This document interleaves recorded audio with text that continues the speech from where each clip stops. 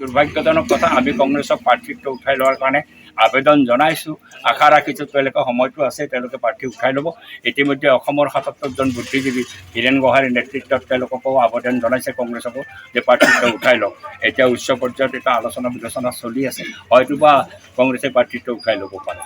আমি এই বাৰ্তাটো দিব বিচাৰিছোঁ যাতে আমি ঐক্যবদ্ধ হৈ বিৰোধী পক্ষই জনসাধাৰণৰ সন্মুখলৈকে যাব পাৰোঁ। এই সময়ছোৱাতে তেওঁলোকে কাৰ বিধি নিৰূপণ কৰি পেলাই কাৰ আইন প্ৰয়োগ কৰিবলৈ বিচাৰিছে, যাৰ ফলত অসমখনক বিদেশী নাগৰিকৰ ডাষ্টবিনত পৰিণত কৰাৰ এটা ব্যৱস্থা কৰিছে।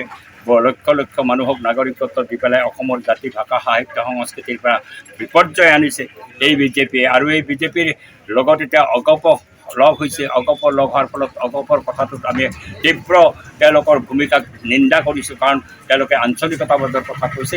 এতিয়া আঞ্চলিকতাবাদ বাদ দি পেলাই তেওঁলোকে আজি ৰাষ্ট্ৰীয়বাদলৈকে গৈছে আৰু বিজেপিৰ সকলো কথাতে চকু মুদি পেলাই সমৰ্থন কৰিছে। আজি কাৰ বিৰোধিতা কৰাৰ সাহসো এজেপিৰ নাই। আমি সেইকাৰণে প্ৰচণ্ডভাৱে কৈছোঁ, মুক্তভাৱে কৈছোঁ যে অগপই পাৰে যদি কাৰ বিৰোধিতা কৰক, কিন্তু নোৱাৰে তেওঁলোকে, কাৰণ আজি হেমন্ত বিশ্ব শৰ্মাৰ ডিক্টেশ্যনত অগপ চলিছে। আমাৰ দ্ৰব্যমূল্য বৃদ্ধিৰ সমস্যাই ৰাজ্যখনৰ জনসাধাৰণক প্ৰায় কঙা কৰি পেলাইছে। আৰু তেওঁলোকৰ যি ধৰণৰ অৰ্থনৈতিক নীতিৰ ফলত আমাৰ সৰু সুৰা দোকানীবিলাকৰ GST TST লগাই দি পেলাই ব্যৱসায়টো ইমান বেয়া পৰ্যায়লৈকে গৈছে। মানুহৰ হাতত যেতিয়া পইচা নাই, মানুহে কিনিব পৰা নাই, দোকান বন্ধ কৰিব লগা হৈছে, দিনটো বহি থাকে, বহনি পৰ্যন্ত নহয়।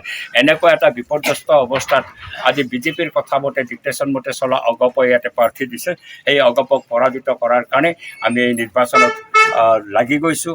মানুহৰ ওচৰলৈকে গৈছোঁ, মানুহক আবেদন জনাইছোঁ আৰু মানুহকো কৈছোঁ আপোনালোকে অগপক সুধিব তেওঁলোকে কাৰ বিৰোধিতা কিয় নকৰে।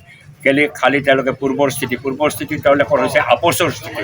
মন্ত্ৰিত্ব এৰি পেলাই মন্ত্ৰিত্বত পুনৰ যোগদান দিয়া, কাৰ বিৰুদ্ধে কথা কৈ পেলাই পাৰ্লামেণ্টত কাৰ সপক্ষে ভোট দিয়া, এইটো হৈছে অগপৰ স্থিতি। এই অগপ দলটোক যাতে পৰাজিত কৰিব পৰা যায়, তাৰ পিছত যে বিজেপি আছে, সেইটো বিজেপিকো পৰাজিত কৰা হ'ব। এই লোকসভা নিৰ্বাচনত আমি ভাৰতীয় জনতা পাৰ্টীক পৰাজিত কৰাৰ কাৰণে সকলো বিৰোধী পক্ষই ঐক্যমতত আহিবলৈ আপ্ৰাণ চেষ্টা কৰি পেলাই আমি বিচাৰিছোঁ। সেইকাৰণে যে বিজেপিয়ে বিগত দিনত সাম্প্ৰদায়িকতাৰে আমাৰ দেশখনত সাম্প্ৰদায়িক বিবাস্প বিয়পাই আছে।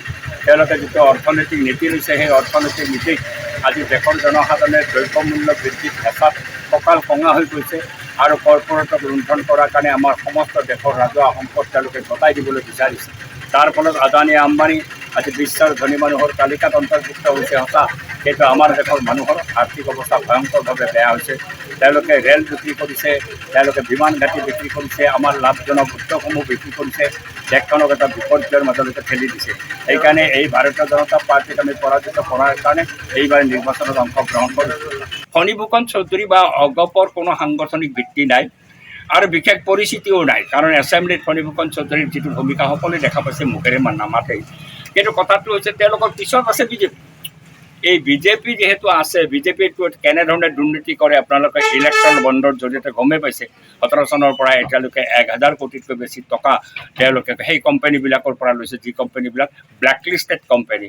আনকি গৌ মাংস বিক্ৰী কৰা কোম্পানীৰ পৰা টকা লৈছে বিজেপিয়ে, আজি পাকিস্তানৰ কোম্পানীৰ পৰা টকা লৈছে বিজেপিয়ে। এই সকলো কথা পোহৰলৈকে আহিছে। পৰ্বত প্ৰমাণ টকা আছে, সেই টকাৰে সিহঁতে নিৰ্বাচনক প্ৰভাৱিত কৰিবলৈ চেষ্টা কৰে।